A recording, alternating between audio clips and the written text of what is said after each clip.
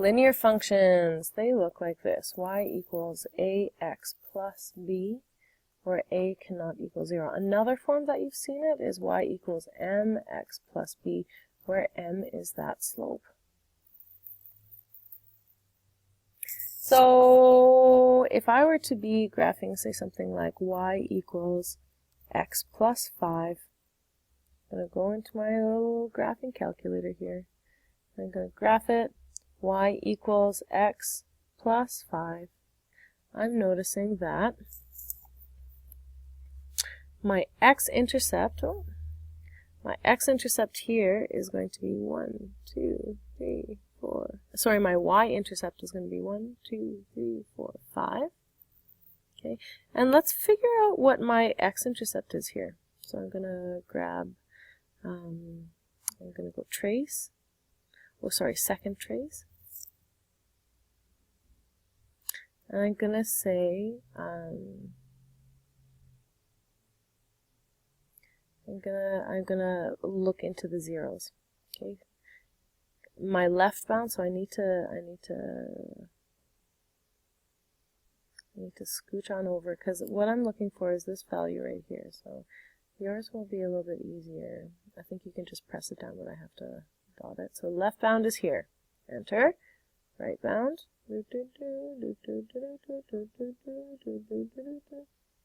Enter. Yes.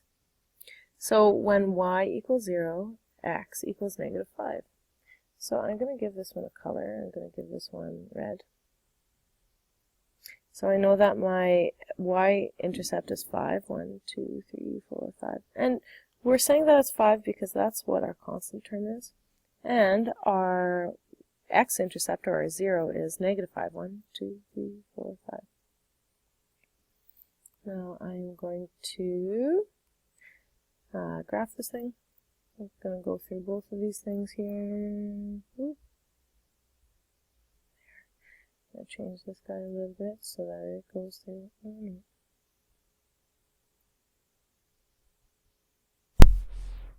So you notice here that the leading coefficient is positive.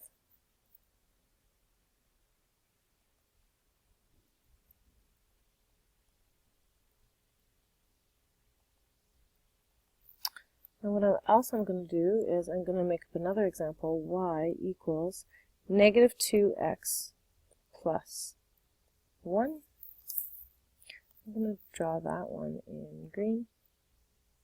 So when I put that graph into my graphing calculator, y equals, I'm going to do this so that I can see both of them at once. So this is going to be negative 2x plus 1. And you might want to go through the process of actually graphing this in your graphing calculator as well. I'm going to graph it, and we're noticing that it has a negative slope, has a negative leading coefficient, so it goes from a different quadrant to a different quadrant. So if I go second trace, clear. I keep on, no. I'm going to type this in, x plus 5. There we go, graph it. Good. I keep on saying second, but I hit the y equals. So I'm going to go second, so this button right here, second trace. And I'm going to get the value. So the value when x equals 0, enter.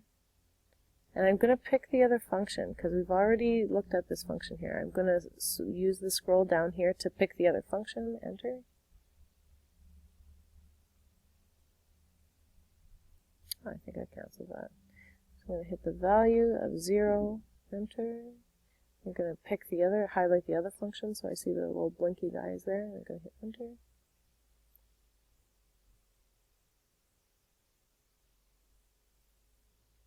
Sorry guys. So this one right here tells me when x equals 0, y equals 5, but when I go down here, I don't have to hit enter or anything.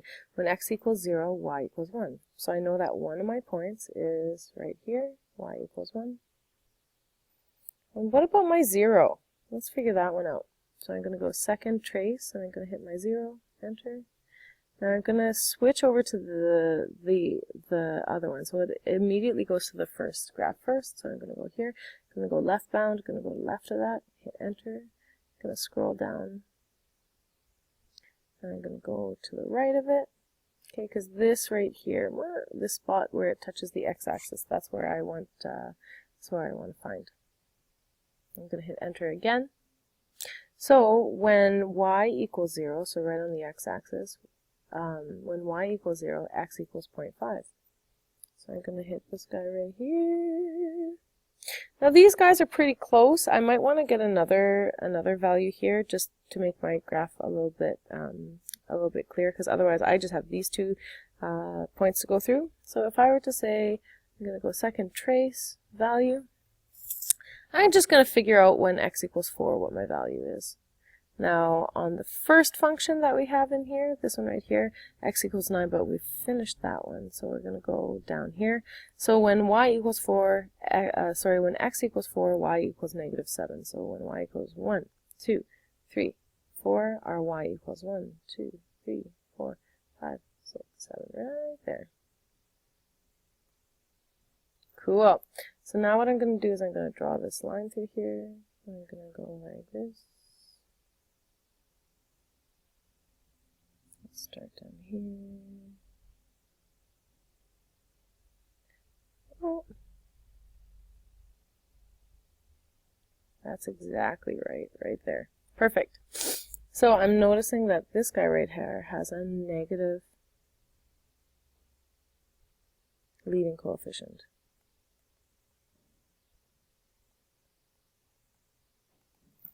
So let's answer these questions here. So what's the degree of this? Well, the exponent, the implicit exponent on the x is going to be 1.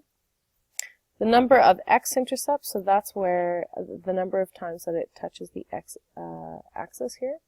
So this green guy touches once and this red guy touches once. The number of x-intercepts is going to be 1. Number of y-intercepts, number of times both of these functions touch the y-axis. Either both of them just touch once. Okay, so the end behavior. So we need to chunk it down into positive or negative leading coefficient. So with a positive leading coefficient, so that's our red one, we're going from quadrant, let's just write this, quadrant 1, quadrant 2, quadrant 3, and quadrant 4. We're going from left, quadrant 3, to quadrant 1.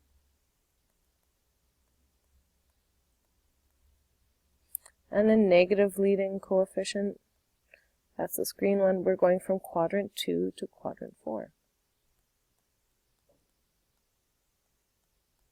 So the domain, this is the x values possible.